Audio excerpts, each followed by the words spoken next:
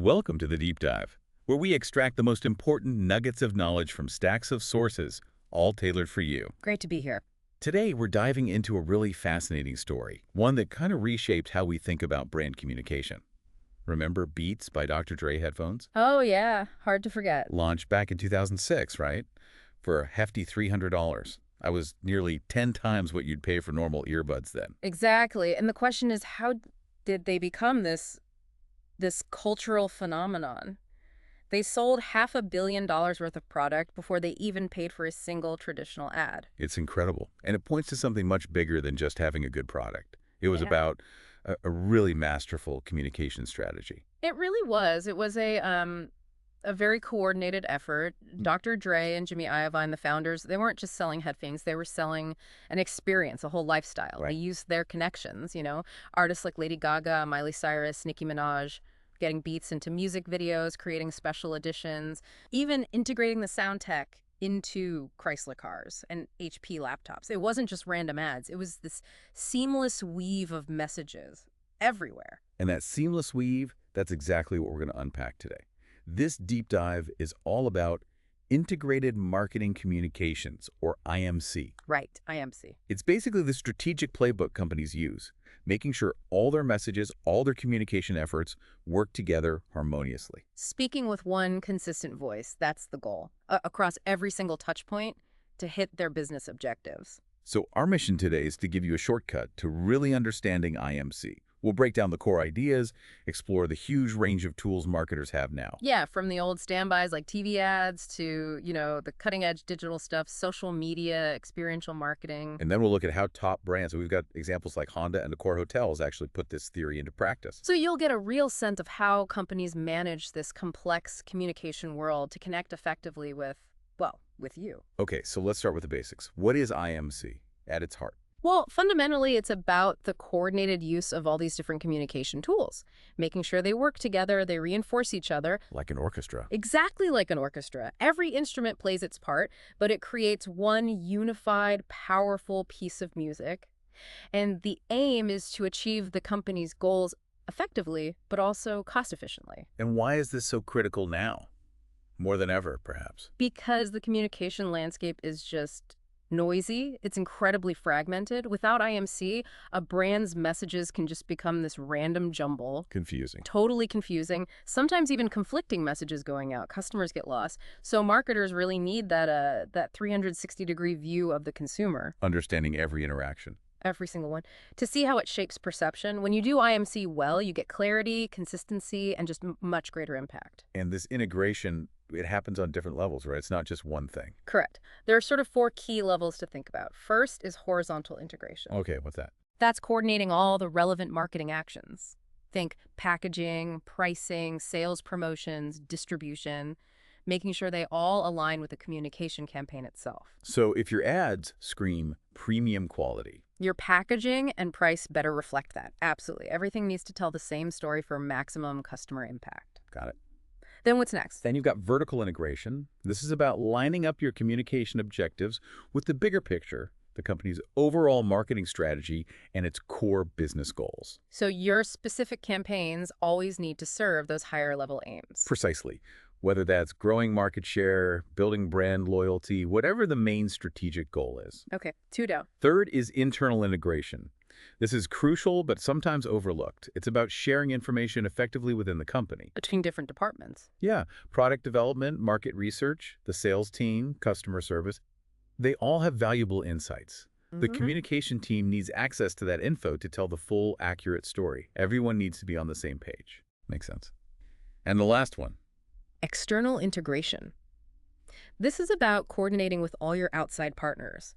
Your ad agencies, social media teams, PR firms, event organizers, maybe even co-sponsors on a campaign. It's like conducting that orchestra you mentioned, but with external players too. Exactly. It's a whole ecosystem working together to deliver that unified message. Okay, so those are the levels, but how do you know if your communications are effectively integrated? I think there's some criteria for that. Yes.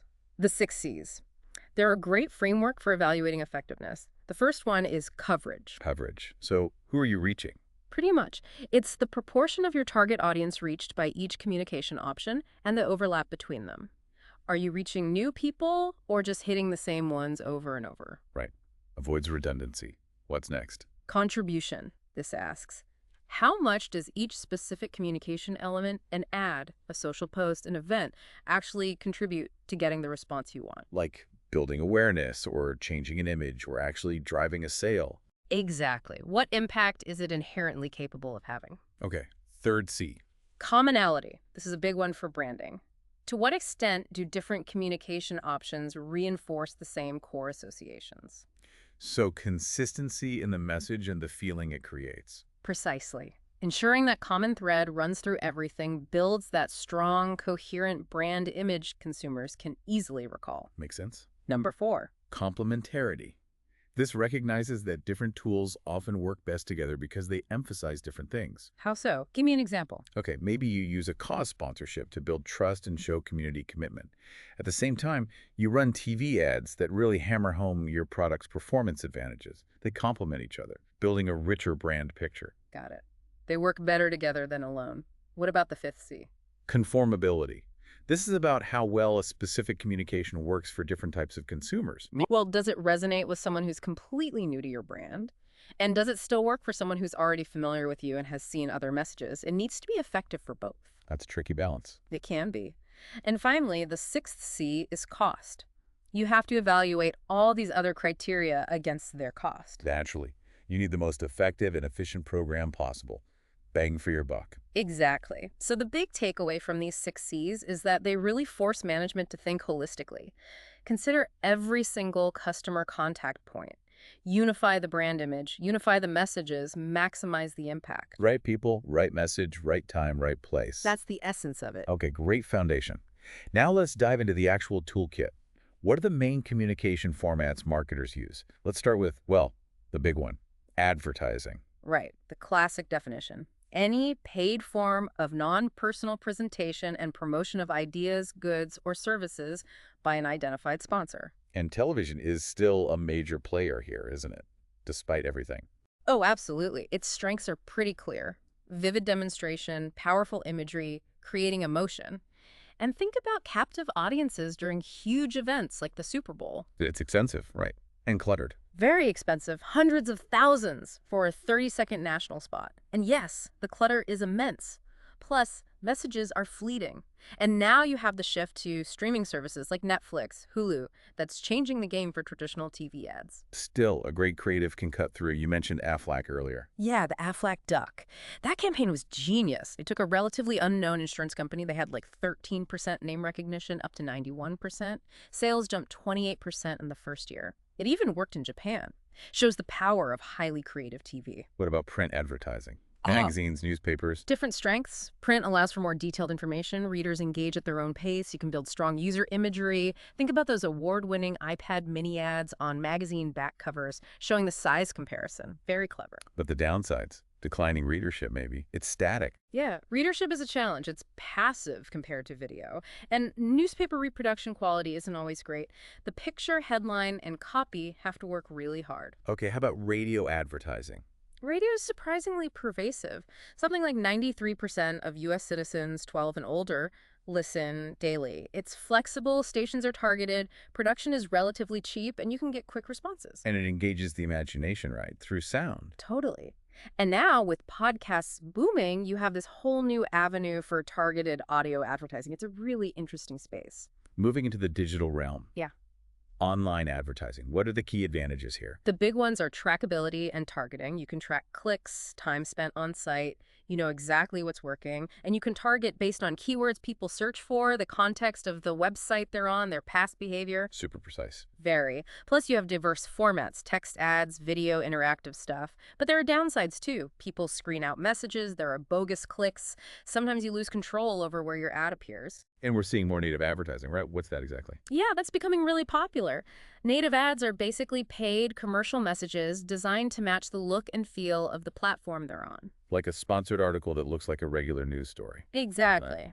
Or content recommendations, ads in your social media feeds, search listings. The idea is to be less disruptive, to blend in more seamlessly. Okay, interesting. What about place advertising? That sounds broad. It is. It's about putting ads in creative, sometimes unexpected locations.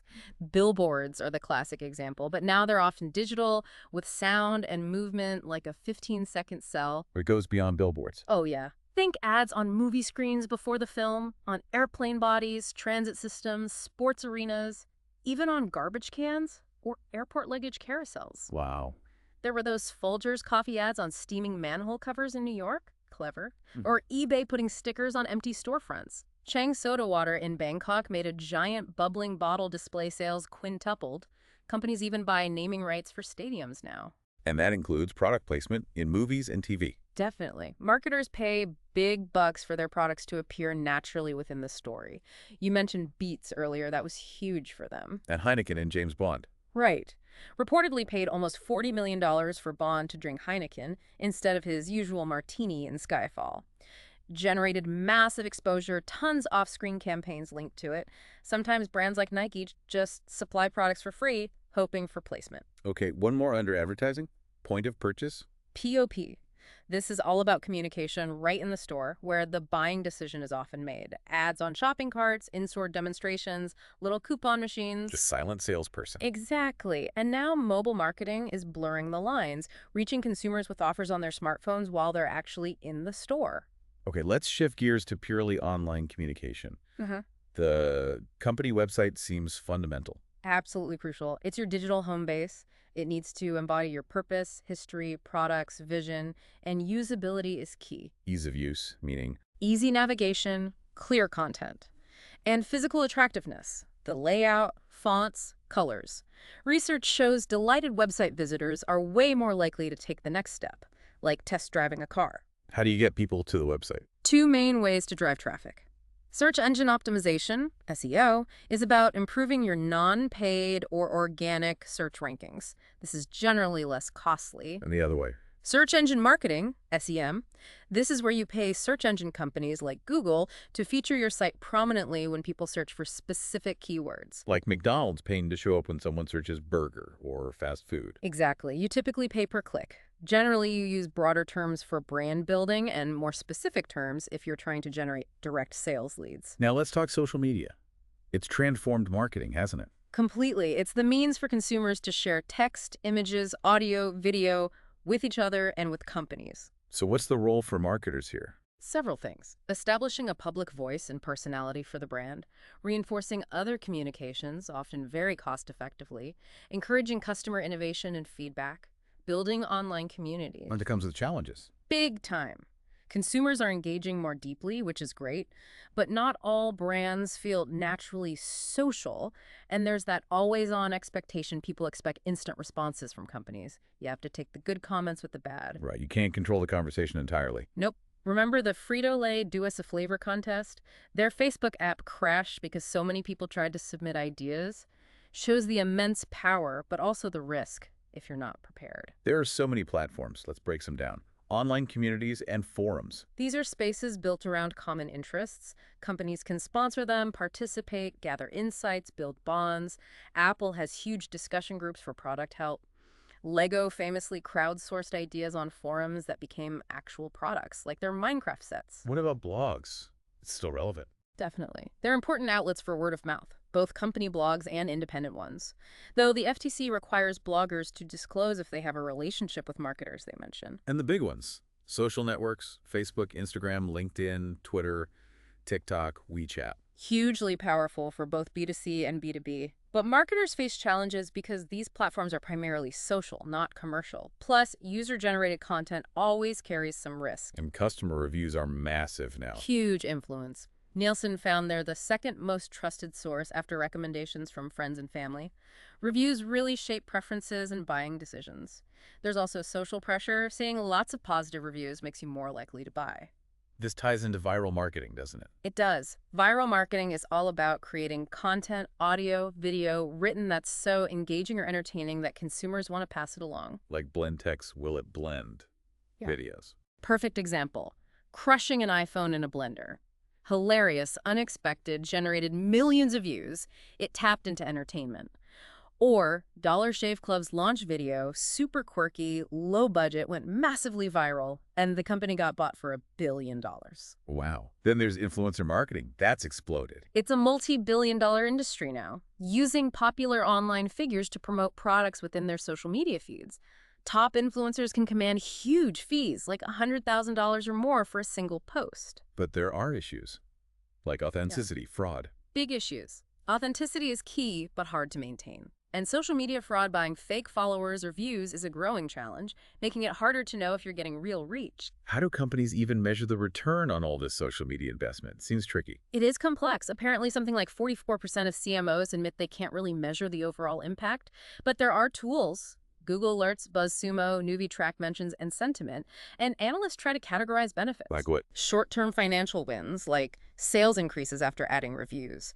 Long-term brand lift, like P&G seeing brand preference rise after a Facebook campaign. Risk avoidance, like McDonald's monitoring tweets to catch potential crises early. And specific promotions, like contests or coupons. Okay, let's move to mobile communication. It feels like everything is mobile now. Pretty much. U.S. consumers spend a huge amount of time on mobile devices, more than radio, magazines, and newspapers combined. What makes mobile unique for marketers? A few key things. It's uniquely tied to one user. It's almost always on. It allows for immediate consumption. It's a distribution channel with a payment system built in. And it's highly interactive, using things like geo-tracking, photos, video. So the applications are... Mobile apps can add convenience, build loyalty programs. Retailers can send location-specific promotions if you opt in, like Sonic sending discounts via text when your GPS shows you're nearby. It's about making offers more relevant and timely, often right near the point of purchase. Are there challenges with mobile? Sure, small screens make detailed information or persuasion harder. Attention spans are short. Some mobile commerce sites even remove ads entirely just to make purchasing faster and simpler. Right. Okay, shifting again. Events and experiences. What's the goal here? It's about becoming part of personally relevant moments in consumers' lives. Less about just broadcasting a message, more about connecting through shared experiences. Why do companies sponsor events, like sports or music festivals? Lots of reasons. To identify with a specific target market or lifestyle, Old Spice sponsoring college sports. To increase brand awareness, think Emirates Airlines or Hyundai at the World Cup. To create or reinforce brand image associations, Toyota Tundra sponsoring fishing tournament. Enhancing corporate image, too. Definitely. Visa and the Olympics. McDonald's supporting local community programs, expressing commitment to social issues, even entertaining key clients or rewarding employees. Companies use NASCAR tickets for business customers, maybe baseball for staff, and permitting tie-in promotions like Ford and Coke did with American Idol. And experiential marketing takes this a step further. Yeah, it's not just about communicating features, it's about connecting the product or service with unique, interesting experiences, letting customers feel how the offering fits into their lives. Like companies creating their own events. Exactly. Or corporate museums, Ben & Jerry's factory tour, the world of Coca-Cola, M&M's world. European car makers like Mercedes offer factory pickup tours. You save money on delivery and get this memorable experience watching your car get built. That leads nicely into word of mouth. Its power seems legendary. It really is. Consumers talk about dozens of brands every day, and companies know how powerful this is. Think about brands like Krispy Kreme, Crocs, Red Bull, Starbucks. They were largely built on word of mouth, with minimal traditional ad spend initially. So it connects back to viral marketing. Absolutely. Viral marketing relies on word of mouth, specifically encouraging people to pass along content online. User-generated content sites make this easier than ever. Does word of mouth just happen, or can marketers influence it? Both. Positive word of mouth often happens organically from good experiences, but marketers actively try to manage and facilitate it. They seek earned media, that unsolicited commentary on blogs, social media, news articles. It's highly credible. Interestingly, people tend to share positive WUM from their own experiences, but are quicker to pass on negative WUM they've heard from others. Okay, nearly there. Publicity and public relations, how do these fit in? They're related but distinct. Publicity is specifically about getting editorial space, news stories, articles, features to promote a company or its offerings without paying the media directly. The main goal is just getting attention. Primarily. The big advantage is it's often perceived as free media coverage, and it carries higher credibility because it comes from a supposedly objective third party, like a journalist. Downside? You can't directly control it. The outcome is unpredictable. It could even be negative if the story isn't favorable. But it's great for launching new products, repositioning old ones, building interest, defending products in a crisis, think Tylenol or Toyota, or building a corporate image like Steve Jobs' famous keynotes. Any examples? Meow Mix cat food revived their old jingle with CeeLo Green.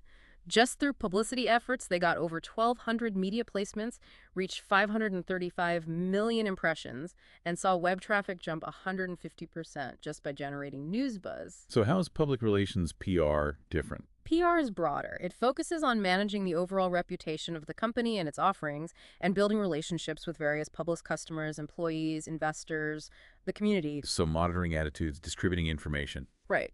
Handling press relations, corporate communications, internal and external, lobbying, crisis management. They use various tools, publications like annual reports, events like press conferences, news releases, speeches, public service activities, even things like logos and uniforms, what they call identity media. PR is crucial for that long-term reputation building and protection. Okay, last tool in the kit, packaging. Seems simple, but it's important. Hugely important. It's often the very first impression a buyer has, right there at the point of purchase. Its impact can be almost instantaneous. It's the silent salesperson again. Exactly. Good packaging creates value, differentiates the product. The label communicates identity, features, benefits, instructions. Even aesthetics matter. It enhances the brand. Are there principles for effective packaging? 3 core ones. Visibility. It has to cut through the clutter on the shelf and grab attention. Think about Method Soak's teardrop bottle. That unique shape helped it stand out in Target and Whole Foods and become a household name. Okay, visibility. What else? Differentiation. It needs to help the offering stand out from competitors, making it easy for loyal customers to spot their preferred brand quickly. And the third? Transparency. At the point of purchase, the packaging needs to clearly communicate the offering's value proposition. Think about green packaging signaling sustainability, for example. You instantly get a sense of what the brand stands out. So how does packaging compare to, say, advertising? Packaging has that immediate, direct visual impact right when someone might buy. Advertising is usually aiming to create a memory or impression for a future purchase decision. Packaging closes the deal. Okay, that's a fantastic overview of the tools. Now let's connect the dots. How do companies actually integrate all this stuff in the real world? You mentioned Honda. Yeah, Honda is a great example. Global automotive giant. Their unifying slogan and philosophy is the power of dreams. And that runs through everything. Pretty much. It ensures consistency whether you see a TV ad, read an Autoblog review, or visit their website. They use a mix of traditional media, TV, print, publicity, and newer digital methods. How do they target specific groups, like younger buyers? They use sponsorships strategically. They're an official partner of the NHL. They sponsor the Honda Classic PGA Tour event targeting sports fans. But also music, the Honda Civic Tour, the Honda Stage YouTube platform focus on millennials.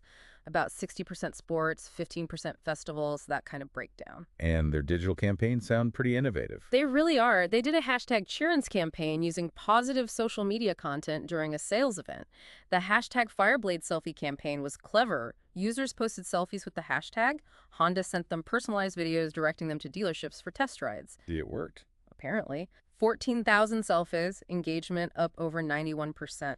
They've also created the Honda Engine Room Content Hub, focusing on longer stories and advertorials, mixing videos, blog posts, infographics to keep people on the site longer and boost SEO. So a really integrated mix. What about Accor hotels? Different industry, different challenges?